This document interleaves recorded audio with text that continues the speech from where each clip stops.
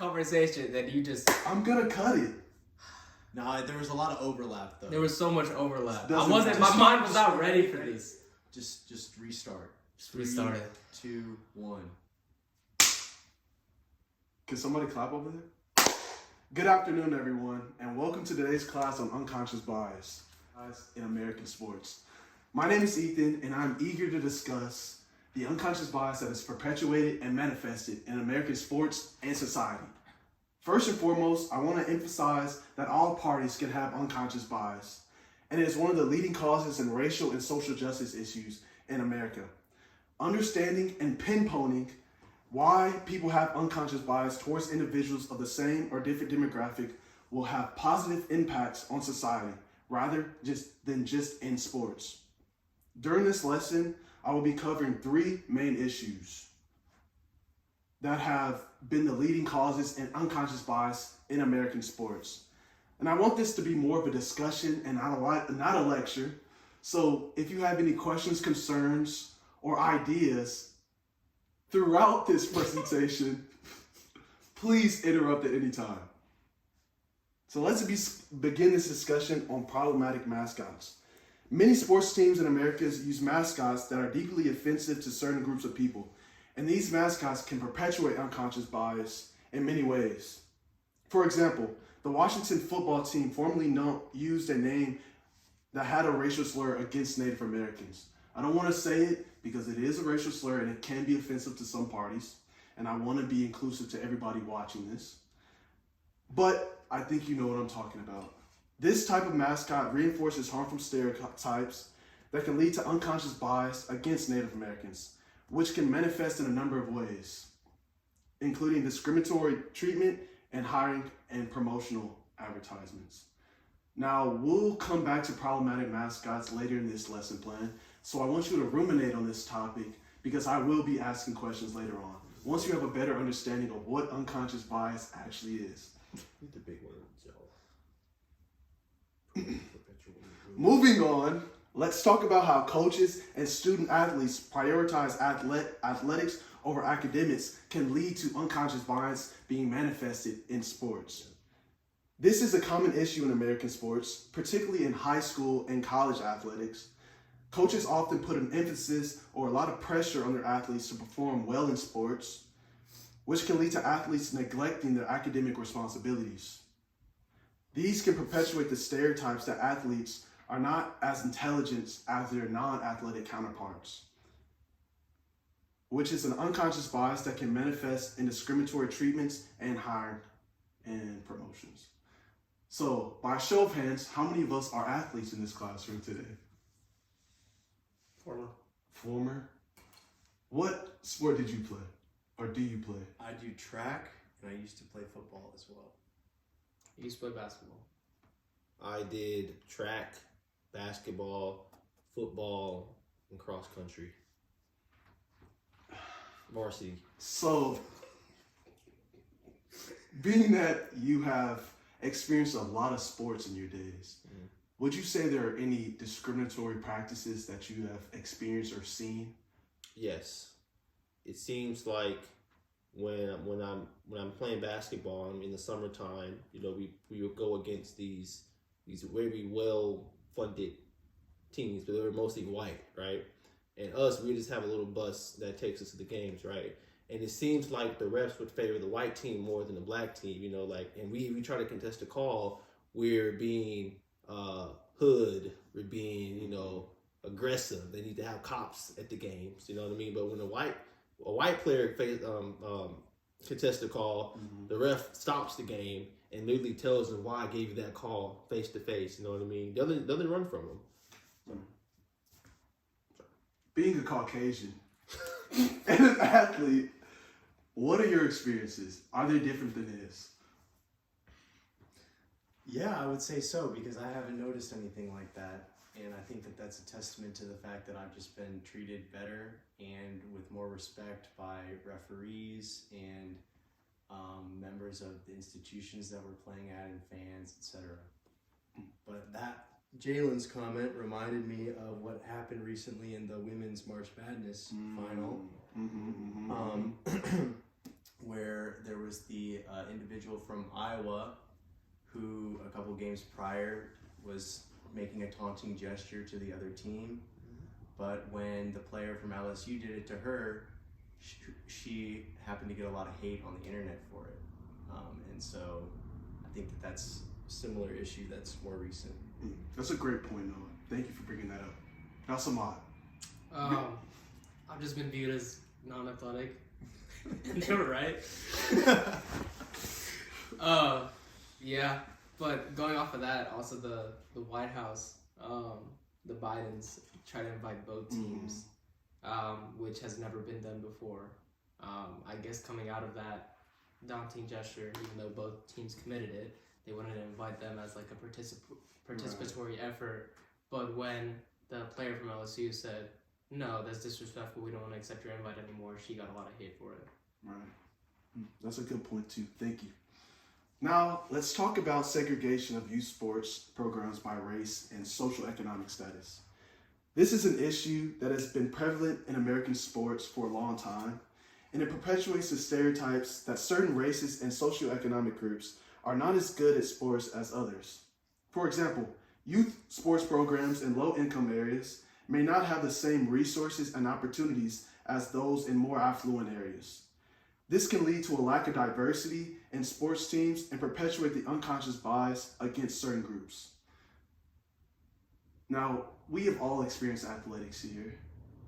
Could y'all talk about your experiences or your backgrounds growing up doing sports? Were you ever involved in youth programs that had a lot of money or not a lot of money? Or did you ever experience recruiters coming up to recruit you because you were really good, but you couldn't afford certain things that other players could? Yes.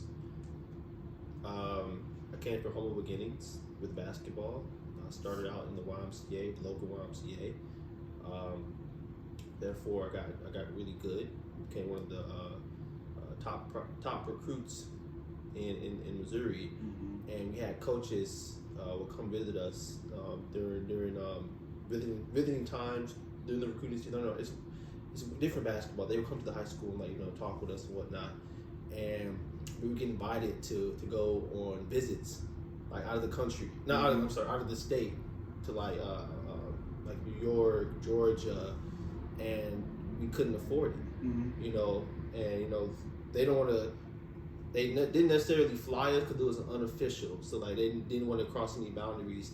But we never got an opportunity to go visit the campus and see how it was, right? Because of financial issues. Even though you were better. Even though I was better, right? But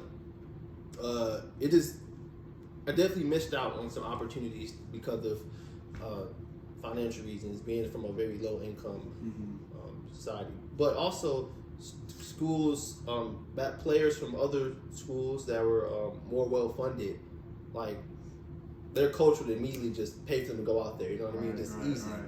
Right. And of course, if you're a college, you're gonna go where you're saving money. Like you're gonna accept this kid who can come out to visit, and because it's less work. It's less hassle trying to make sure this black kid has all the proper papers, has the grades. If that makes sense. I don't know if it does. Do you have anything to add?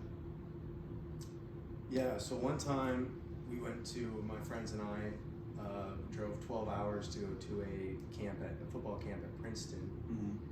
And I mean, we had the resources to drive that far, so we were some of the only guys that were there from out of state, whereas most other people were from that area. And then like just the other camps that I went to, like around the Midwest where I was from, it was the same deal. Like most people were just from that area.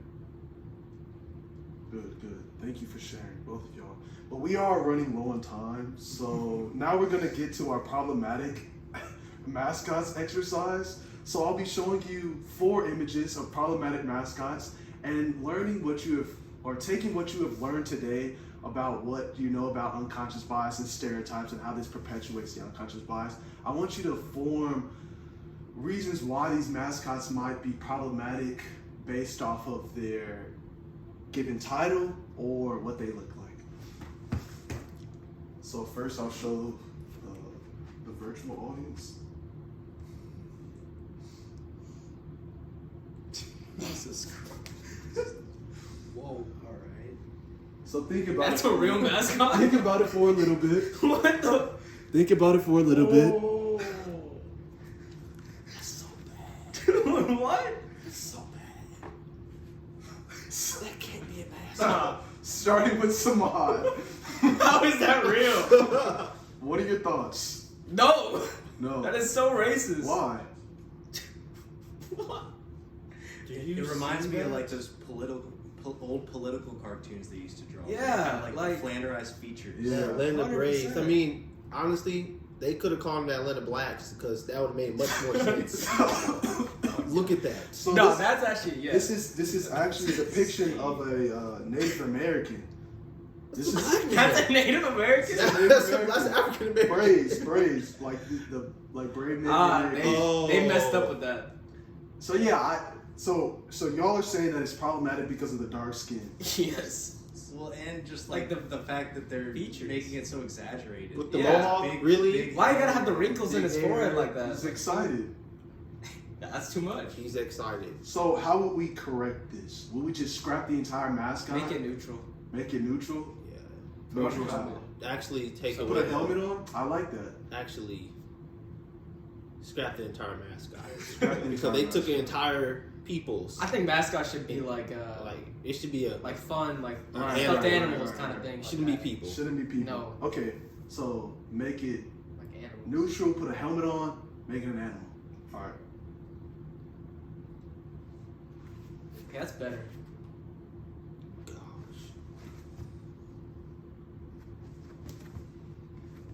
What is that thing? George George Washington. That's a white man as a mascot. Colonials.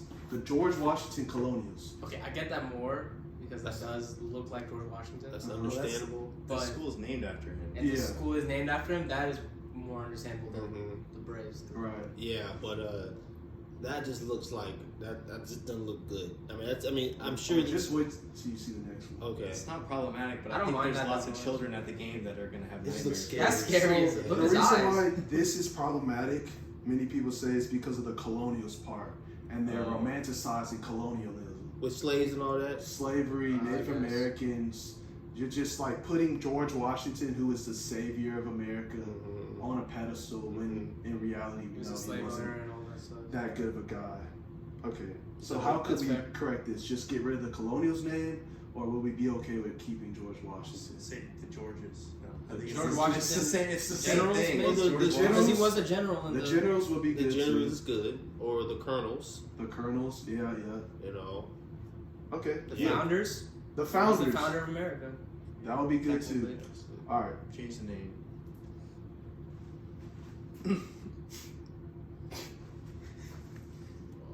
Might as well have a Confederate flag. Yeah, on it, honestly, too. what the heck? Is that Robert That's E. Uncle Lee? Tom right there. It's a rebel. The rebel. The rebels.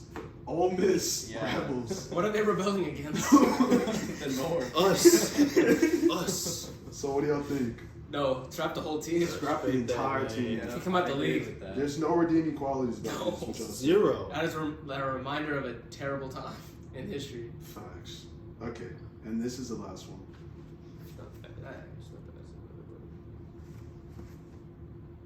Yeah, that's fine. That's not bad at all. It's just a thunderous animal. Right? That's what What's a, mascots what's should a be like. Thunderbird though? Is that an actual animal or is that? This fictional? is taken from Native American folklore. Oh, okay. So that's why people think it's problematic I because see that. it's cultural appropriation of Native Americans. But I mean, it's an animal. Johnny the Bird. Okay, that makes sense because like if a college was like, you know, our mascot is Jesus and the guys Right. in the Or like the Holy Spirit. I see that. They should just either make more recognition of Native Americans or Yeah. not have it involved in their name.